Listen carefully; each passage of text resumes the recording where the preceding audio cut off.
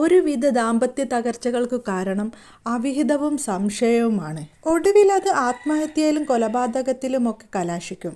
കേരളത്തിലെ പല വീടുകളിലും ഇത്തരം കാഴ്ചകൾ കാണാം. അവിഹിതം ആൺ പെൺ ഭേദമന്യേ അതിങ്ങനെ പടർന്നു പന്തലിക്കുകയാണ്. അത്തരത്തിൽ ഭർത്താവിന് മറ്റൊരു സ്ത്രീയുമായുള്ള അടുപ്പം കാരണം പാലക്കാട് കല്ലടിക്കോട് യുവതി ആത്മഹത്യ ചെയ്ത സംഭവത്തിൽ ഭർത്താവിനെയും പെൺസുഹൃത്തിനെയും അറസ്റ്റ് ചെയ്തു.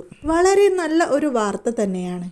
റൻസിയയുടെ മരണത്തിൽ ഭർത്താവിനും കാമുകിക്കും പങ്കുണ്ട് എന്ന് തെളിയിക്കുന്ന പല രേഖകളും പോലീസിന് ലഭിച്ചു. അതിന്റെ അടിസ്ഥാനത്തിലാണ് ഇപ്പോൾ അറസ്റ്റ്.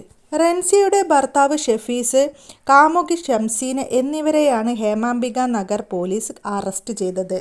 ഇരുവർക്കുമെതിരെ ആത്മഹത്യാ പ്രേരണാകുറ്റം, പീഡനക്കുറ്റം എന്നിവയാണ് ചുമത്തിയത്. 4.5 വർഷമായി റൻസിയുടെ വിവാഹം കഴിഞ്ഞിട്ട് അതിൽ ഒരു കുഞ്ഞുമുണ്ട്.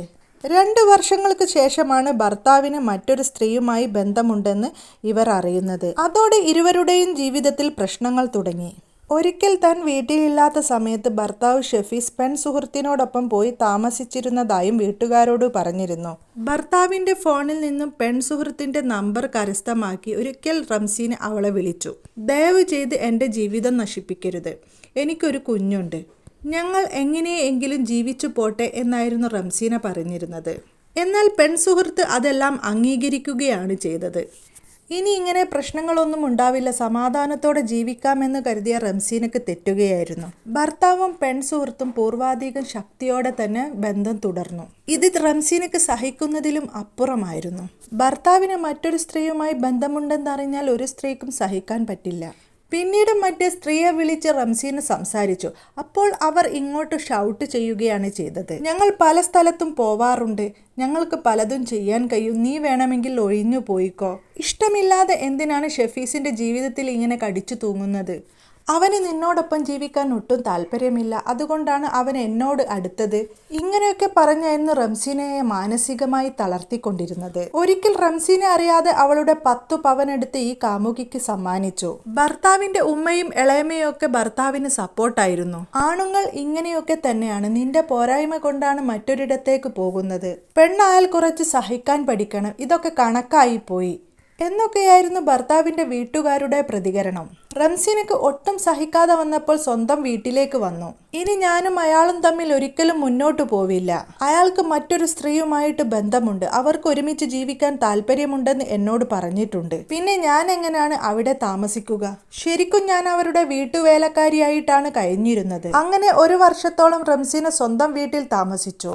പള്ളിക്കമ്മിറ്റിയും കുടുംബക്കാരും തമ്മിലുള്ള ചർച്ചകൾക്കൊടുവിൽ ഇനി അങ്ങനെയൊന്നും ഉണ്ടാവില്ല, സംഭവിച്ചു പോയതാണ് എന്നൊക്കെ പറഞ്ഞ് റംസീനയെ അയാൾ ഒരു വാടക വീട്ടിലേക്ക് വിളിച്ചു കൊണ്ടുപോകുന്നു. ആദ്യത്തെ 1-2 ദിവസങ്ങളിൽ പ്രശ്നമൊന്നും ഉണ്ടായിരുന്നില്ല. പിന്നീട് അയാൾ പഴയ സ്വഭാവത്തിലേക്ക് പോയി. അയാൾക്കൊരിക്കലും കാമുകിയുമായിട്ട് പിരിയാൻ സാധിക്കില്ല എന്ന് റംസീന മനസ്സിലാക്കുന്നു. ഇനി അയാളെ കൂടെ ജീവിക്കുന്നതിൽ അർത്ഥമില്ല എന്ന് റംസീന മനസ്സിലാക്കുന്നു. ഇതിനിടയിലെല്ലാം ഭർത്താവിന്റെ കാമുകി ഇവളെ വല്ലാതെ വേദനിപ്പിക്കുന്നുണ്ടായിരുന്നു. അവരുടെ സ്റ്റാറ്റസിലും മറ്റും ഫേസ്ബുക്കിലും മറ്റും തൻ്റെ ഭർത്താവിന്റെ കൂടെയുള്ള ഫോട്ടോകൾ പബ്ലിക്കായി തന്നെ അവളെ ഭർത്താവും കാമുകിയും കളിയാക്കുന്നു. ഒടുവിൽ ഭർത്താവിന്റെ കാമുകിയെ വിളിച്ചു പറയുന്നു, ഞാൻ ഒഴിഞ്ഞു തരാം, ഈ ബന്ധം മുന്നോട്ടു പോവില്ല എന്ന് വീട്ടുകാരോടും അവൾ പറഞ്ഞു. അതിനു പിന്നാലെയാണ് റംസീനയുടെ മരണവാർത്ത തേടിയെത്തുന്നത്. അതിൽ ദുരൂഹതയുണ്ടെന്ന് കാണിച്ചാണ് പോലീസ് സ്റ്റേഷനിൽ പരാതി കൊടുക്കുന്നത്. ആ പരാതിയുടെ അടിസ്ഥാനത്തിൽ കേസന്വേഷണം ആരംഭിച്ചു. റംസീനയെ മാനസികമായും ശാരീരികമായും തളർത്തി മരണത്തിലേക്ക് തള്ളിവിട്ടത് റംസീനയുടെ ഭർത്താവ് ഷെഫീസും കാമുകി ജംഷീനയുമാണെന്ന് പോലീസ് മനസ്സിലാക്കുന്നു. അതിന്റെ അടിസ്ഥാനത്തിലാണ് ഇപ്പോൾ അറസ്റ്റ് നടന്നത്. എൻ്റെ നാഥ, നമ്മുടെ പെൺമക്കളെയൊക്കെ നമ്മൾ ഇല്ലാത്ത പണവും കടവും ഒക്കെ വാങ്ങി പെൺകുട്ടികളെ കെട്ടിച്ചയച്ച് കയറി ചെല്ലുന്ന വീട്ടിൽ ഒരു സ്വസ്ഥതയും സമാധാനവും ഇല്ല എന്ന് വെച്ചാൽ എത്രയധികം സങ്കടപ്പെടുത്തുന്ന കാര്യമാണെന്നറിയോ?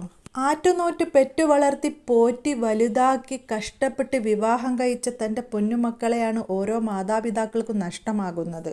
ഇവിടെ ഭർത്താവിന്റെ അവിഹിതം കൊണ്ടാണ് ഈ പെൺകുട്ടിക്ക് ഇങ്ങനെയൊക്കെ സംഭവിച്ചത്. അവിഹിതം എന്നും കലാശിക്കുന്നത് ആത്മഹത്യയിലോ അല്ലെങ്കിൽ കൊലപാതകത്തിലോ ആയി. എന്ത് പറഞ്ഞാലും റംസീനയുടെ കുട്ടി ഇപ്പോൾ അനാഥയായി. അവൾക്ക് അവളുടെ പൊന്നുമ്മയെയാണ് നഷ്ടമായത്. റംസീനക്ക് അല്ലാഹു പൊറുത്തു കൊടുക്കട്ടെ.